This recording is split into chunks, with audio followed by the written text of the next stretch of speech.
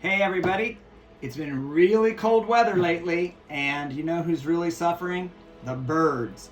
All of our little Tweety feathered friends are not finding enough to eat, and they have to eat a lot to stay warm. So we decided today to make bird feeders from recycled products such as empty soda bottles, empty applesauce bottles, and things like that. You can use any plastic bottle that you have, and with a dowel rod or chopsticks and some hemp string or any other kind of string. If you don't have string, you can even use wire if you have a thin wire.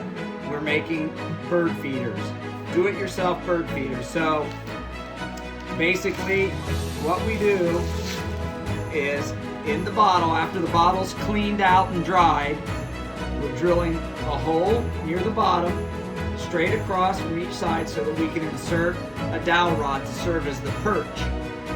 And this is a feeder that's going to feed birds, 2 birds at a time, one here and one here. You could put another one through and increase your number of holes if you wanted, but in this case we just did simple 2 perch, one on each side. So you drill a hole, or you can do it with an X-Acto knife or the point of a pair of scissors, or melt through it with the tip of a hot glue gun or a soldering iron, or anything that you want to. You're basically putting 2 holes level across from each other, and then 2 inches up above that hole you are making another hole that's big enough for the birds to pick the seed out of.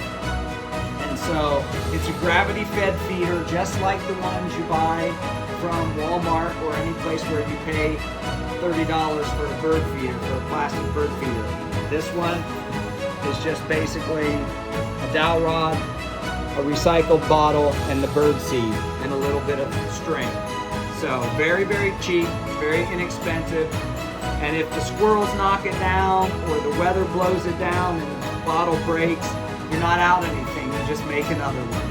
So really simple hack for making a bird feeder. And you can decorate them. We stuck some snowflake stickers on ours,